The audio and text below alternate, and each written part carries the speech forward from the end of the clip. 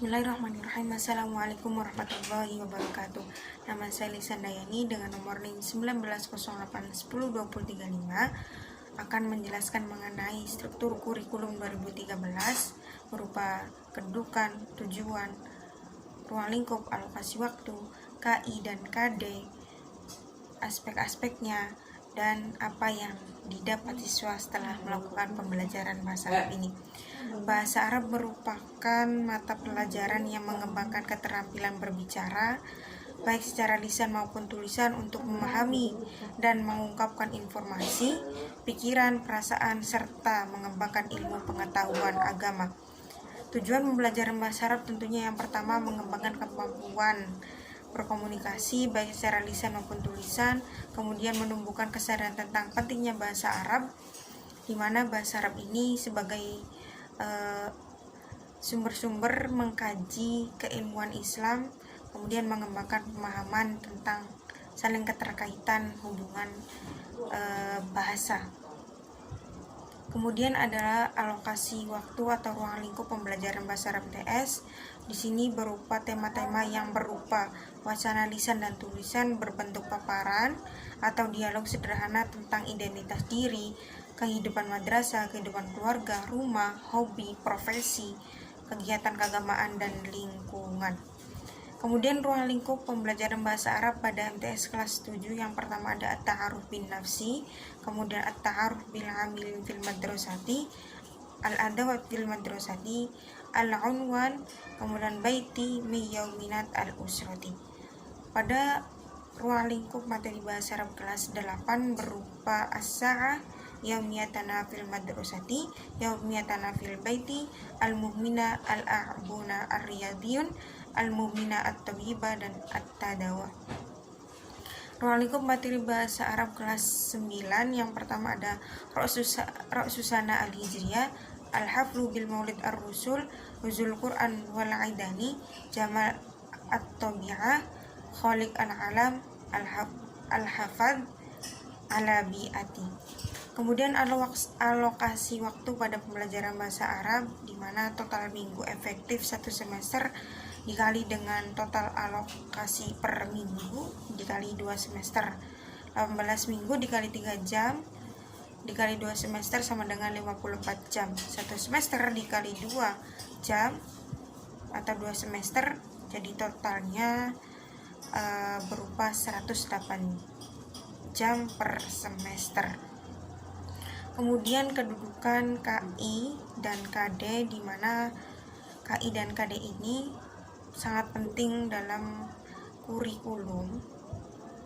Kompetensi inti merupakan gambaran pembelajaran atau komponen untuk mencapai standar kompetensi lulusan yang harus dimiliki peserta didik pada setiap tingkatan kelas atau program yang menjadi landasan pengembangan kompetensi dasar.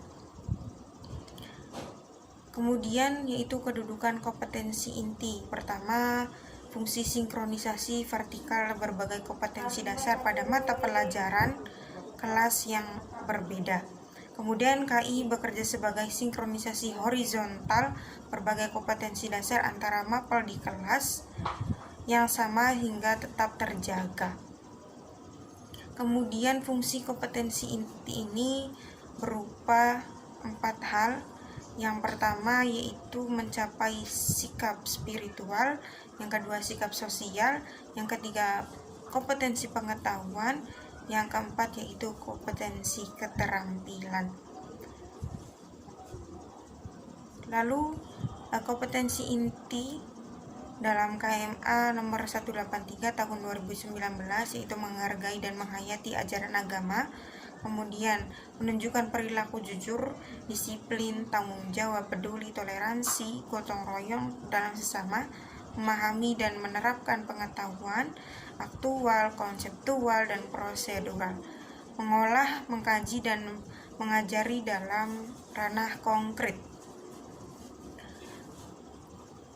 Berikutnya yaitu kompetensi dasar adalah konten dan kompetensi yang terdiri atas sikap, keterampilan, dan pengetahuan yang bersumber pada kompetensi inti yang harus dikuasai peserta didik. Lalu kedudukannya atau rumusan dasar kompetensi dasar itu kemampuan spesifik yang mencakup sikap, pengetahuan, keterampilan yang teratur atau terkait muatan dalam mata pelajaran. Rumusan kali dikembangkan dengan memperhatikan karakter peserta didik, kemampuan awal, serta ciri suatu mata pelajaran. Lalu apa sih hubungan KI dan KD? Yang pertama merupakan kebutuhan kompetensi peserta didik, sedangkan mata pelajaran adalah pasokan kompetensi dasar yang akan diserap peserta didik melalui proses pembelajaran.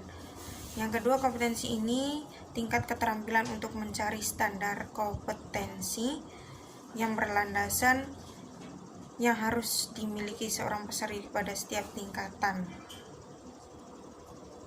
Dilanjut dengan materi dari saya, yaitu Al-Hafadhu Halabiati, di mana uraian aspek materi pelajaran bahasa Arab MTS yang terdapat pada kelas 9. Yang pertama, harus mengetahui mufradatnya terlebih dahulu, seperti al-bi'atu, menjaga, as-saytoru, menguasai, al-haka, al-muhahafa, mengulang, asalasun, polusi, asarun, dampak, takhtitu, yaitu perencanaan, an-nama, pola, an-nafayat atau kotoran, al-qomamat, sampah, natataju, yaitu hasil.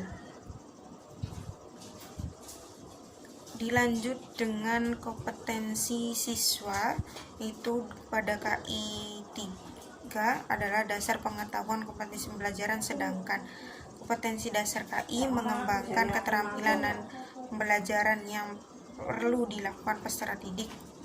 Kemudian melakukan kegiatan gotong royong, disiplin, tanggung jawab, serta mengetahui dampak dari menjaga lingkungan.